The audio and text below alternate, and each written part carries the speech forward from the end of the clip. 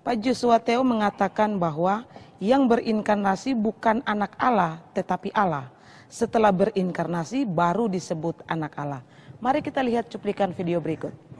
Yang berinkarnasi, nah ini konsep inkarnasi ini Pak Tanpa Ragi, banyak orang salah paham.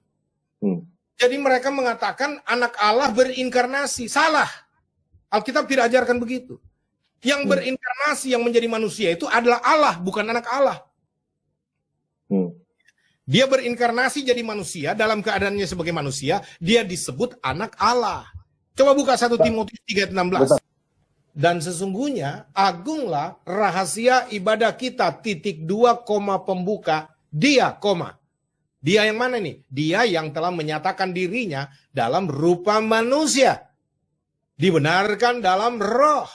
Yang menampakkan dirinya kepada malaikat-malaikat, diberitakan di antara bangsa-bangsa yang tidak mengenal Allah, yang dipercayai di dalam dunia, diangkat dalam kemuliaan. Bicara tentang siapa ini? Bicara tentang Allah yang jadi manusia, dia itu. Bagaimana tanggapan pendeta? Itu lagi-lagi ngawur. Ya, saya percaya yang berinkarnasi itu adalah Allah. Nanti akan saya jelaskan belakangan. Tapi saya juga percaya bahwa yang berinkarnasi itu adalah anak Allah. Nah, menurut dia, yang berinkarnasi itu Allah, bukan anak Allah. Nanti sampai sudah habis inkarnasi baru disebut sebagai anak Allah. Sekarang mari kita lihat ayat terkenal, Yohanes 3:16-17. Karena begitu besar kasih Allah akan dunia ini sehingga dia telah mengaruniakan anaknya yang tunggal. Waktu dia berikan karuniakan, yang dia karuniakan siapa? Iya, karena begitu besar kasih Allah, sehingga ia itu Allah. Di situ Bapa telah mengaruniakan anaknya yang tunggal. Jadi yang dikaruniakan ini anak. Ayat 17. Sebab Allah mengutus anaknya. Allah di situ Bapa mengutus anaknya. Dia bilang bukan anak. Roma 8 ayat 3.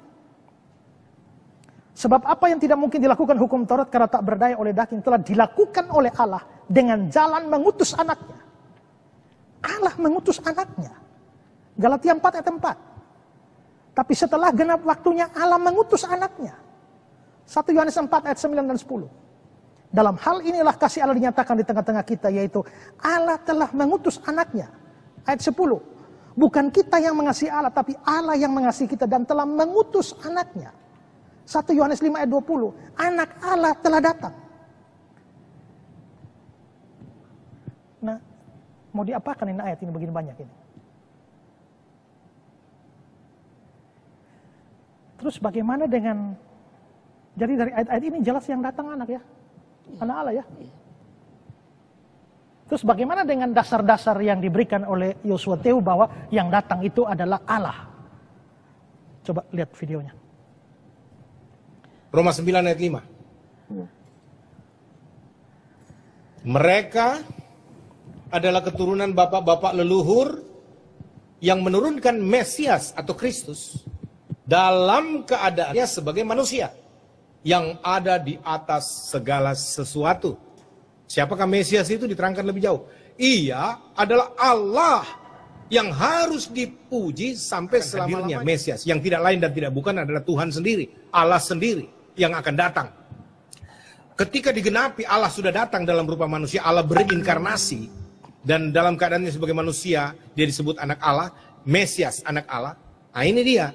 Jadi Mesias atau Kristus itu tidak lain dan tidak bukan adalah Allah sendiri. Allah yang harus dipuji sampai selama-lamanya. Yang tengah ada dalam keadaannya sebagai manusia. Karena tidak ada yang lebih hebat dari Allah yang mampu menyelamatkan kecuali Allah sendiri, Pak. Makanya Allah sendiri yang harus datang. Ini, dengar ini Pak Tanpa Ragi. Allah sendiri yang harus datang. Tidak pakai utus-utus yang lain. Allah sendiri yang harus datang. Tuhan sendiri yang harus datang. Orang tanya, ada ayatnya? Ada. Coba baca Roma Yesaya pasal yang ke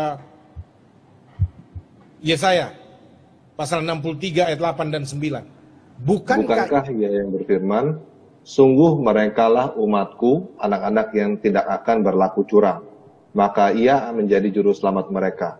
Dalam segala kesesakan mereka, bukan seorang duta atau utusan.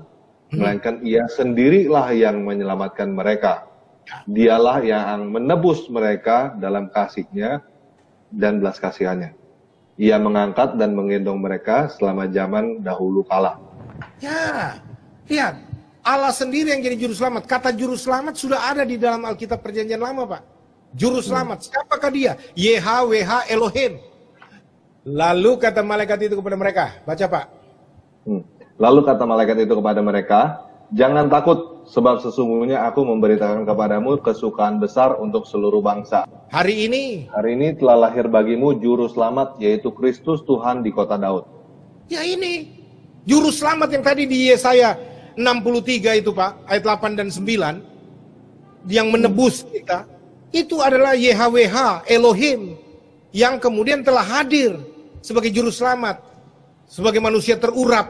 Sebagai anak Allah. Dia adalah Tuhan itu sendiri, Pak. Ini ya. Jadi ada ayat-ayat yang mengatakan bahwa yang datang itu Allah sendiri. Itu harus diakui. Tapi ada ayat-ayat yang mengatakan bahwa yang datang itu adalah anak yang diutus. Ini ada dua kelompok ayat. Nah, Yosua hanya mau memegang ini. Bahwa yang datang itu adalah Allah. Bukan anak Allah. Kalau dua kelompok ini sekarang yang lebih kuat yang mana? Yang lebih kuat adalah yang bisa menafsirkan ayatnya lain. Ya, semua ayat itu. Kalau saya percaya Yesus itu anak Allah dan yang diutus itu yang datang jadi manusia itu adalah anak Allah. Ayat tadi banyak. Bagaimana dengan ayat-ayatnya Pak Yosua yang mengatakan bahwa Yesus itu yang datang itu Allah sendiri? Tidak masalah. Kenapa? Karena kita percaya bahwa anak Allah itu ya Allah juga. Tahu dari mana anak Allah itu Allah juga? Yohanes 5:18. Sebab itu orang-orang Yahudi lebih berusaha lagi membunuhnya. Karena dia mengatakan bahwa Allah adalah bapaknya. Kalau dia mengatakan Allah adalah bapaknya berarti dia anak dong. Dan dengan demikian menyamakan dirinya dengan Allah. Jadi apakah Yesus anak Allah? Benar? Benar. Apakah Yesus Allah? Benar. Apakah Yesus Tuhan? Benar juga. Jadi berarti kalau Yesus Allah atau Yesus Tuhan berarti yang datang itu Allah, yang datang jadi manusia Allah? Ya, benar. Yang datang itu Tuhan? Ya. Yang datang itu anak Allah? Ya. Semua benar. Karena anak Allah itu Allah. Tapi kalau dia menyangkal yang datang itu anak Allah, hanya Allah, Allah sendiri. Dan terus yang tadi ayat itu banyak mau diapain? Itulah sebabnya saya bilang, yang disebut biblikal itu adalah ajaran Alkitab itu adalah menafsirkan satu ayat tidak boleh membuang ayat-ayat yang lain. Itu pelajaran hermeneutik kelas 1 di sekolah teologia semester 1.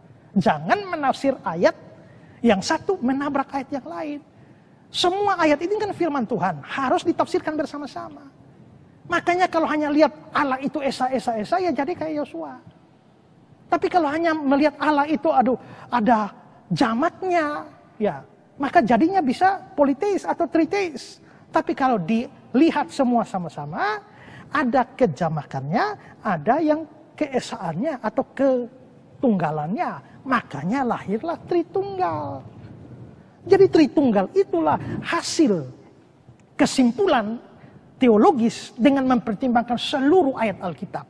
Bukan hanya pakai kacamata kuda, hanya lihat ayat-ayat yang Allah itu Esa saja. Lalu berkuar-kuar menyerang orang Kristen yang sudah 2000 tahun ini percaya Tritunggal. Ya. Jadi yang datang ke dunia ini Allah. Amin. Yang lahir ke dunia ini adalah Tuhan sendiri. Amin. Yang datang, yang lahir ke dunia ini adalah anak Allah. Amin juga. Jadi saya tidak ada persoalan dengan itu. Tapi dia jadi masalah dengan ayat-ayat yang saya berikan tadi.